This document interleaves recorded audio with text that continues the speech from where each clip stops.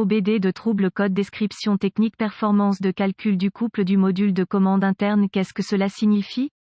Ce code générique de diagnostic de panne du groupe motopropulseur DTC s'applique généralement à de nombreux véhicules OBDII, cela peut inclure, mais sans s'y limiter, les véhicules de Mazda, Ford, Mercedes-Benz, Chevy, etc. Lorsqu'un code P06.1B est enregistré, cela signifie que le module de commande du groupe motopropulseur PCM a détecté une erreur de performance interne dans le système de surveillance du couple moteur. D'autres contrôleurs peuvent également détecter une erreur de performance PCM interne avec le système de surveillance du couple moteur et contribuer au stockage d'un P06.1B. Les processeurs de surveillance du module de contrôle interne sont responsables de diverses tâches d'autotest du contrôleur et de la responsabilité globale du module de contrôle interne. Les signaux d'entrée et de sortie du système de calcul du couple moteur sont soumis à un autotest et sont surveillés en permanence par le PCM et d'autres contrôleurs associés, le module de commande de transmission, TCM, le module de commande de traction, TCSM, et d'autres contrôleurs sont soumis à une interaction avec le système de surveillance du couple moteur. Le couple moteur est surveillé par le PCM et d'autres contrôleurs à l'aide des signaux d'entrée provenant du capteur de débit d'air massique (MAF) et du capteur de position de pédale d'accélérateur (AP), également appelé capteur de position de pédale. Le couple moteur souhaité ou approximatif requis est calculé à l'aide du capteur AP et le couple moteur réel est calculé à l'aide des données du capteur MAF. Chaque fois que le contact est mis et que le PCM est sous tension, des autotests de surveillance du couple moteur interne sont lancés, en plus d'exécuter des autotests internes des contrôleurs. Le réseau de zones de contrôleurs (CAN) compare également les signaux de chaque module individuel pour s'assurer que tous les contrôleurs fonctionnent correctement. Ces tests sont effectués simultanément. Si le PCM détecte une différence entre le couple souhaité et le couple réel, plus de 50 Nm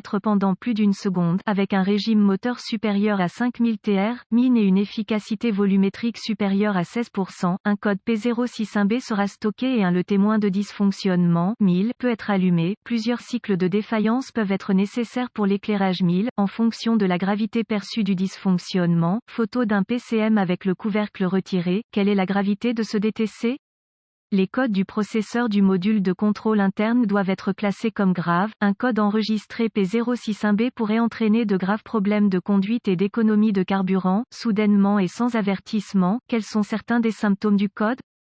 Les symptômes d'un code d'anomalie P06.1B peuvent inclure hésitation ou trébuchement lors de l'accélération. L'accélération ne répond plus, rendement énergétique réduit. Les codes MAF ou de l'actionneur de papillon sont également présents. Quelles sont certaines des causes courantes du code?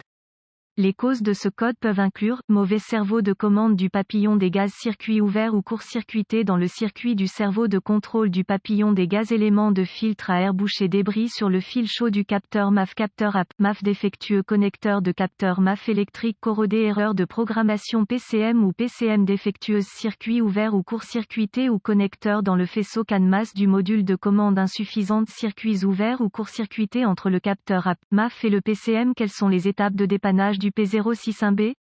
Même pour le technicien professionnel le plus expérimenté et le mieux équipé, le diagnostic d'un code P06.1B peut s'avérer très difficile. Il y a aussi la question de la reprogrammation. Sans l'équipement de reprogrammation nécessaire, il sera impossible de remplacer un contrôleur défectueux et d'effectuer une réparation réussie. Si des codes d'alimentation ECM, PCM sont présents, ils devront évidemment être corrigés avant d'essayer de diagnostiquer un P06.1B. De plus, si des codes de capteur MAF, AP ou de capteur de position du papillon TPS sont présents, ils doivent être diagnostiqués et réparés en premier. Suivez les recommandations du fabricant pour tester les capteurs MAF, AP et TPS. L'oscilloscope peut être particulièrement utile lors du test des capteurs AP TPS. Remplacer les composants défectueux si nécessaire. Plusieurs tests préliminaires peuvent être effectués avant de déclarer un contrôleur individuel défectueux. Un scanner de diagnostic, un voltomètre numérique DVOM et une source d'information fiable sur le véhicule seront nécessaires. Un oscilloscope peut également s'avérer utile. Connecter le scanner au port de diagnostic du véhicule et récupérer tous les codes stockés et les données d'arrêt sur image. Vous voudrez noter ces informations, juste au cas où le code s'avérerait être intermittent. Après avoir enregistré toutes les informations pertinentes, effacez les codes et testez le véhicule jusqu'à ce que le code soit réinitialisé ou que le PCM passe en mode de préparation. Si le PCM passe en mode de préparation, le code est intermittent et sera plus difficile à diagnostiquer. La condition, qui a provoqué bloquer le stockage du P061B, peut même devoir s'aggraver avant qu'un diagnostic ne puisse être établi. Si le code est réinitialisé, continuez avec cette courte liste de tests préliminaires. Lorsque vous essayez de diagnostiquer un P061B, les informations peuvent être votre meilleur outil. Recherchez dans votre source d'informations sur les véhicules des bulletins de service technique (BST) qui mettent en parallèle le code enregistré, le véhicule, année, marque, modèle et moteur, et les symptômes présentés. Si vous trouvez le bon BST, il peut fournir des informations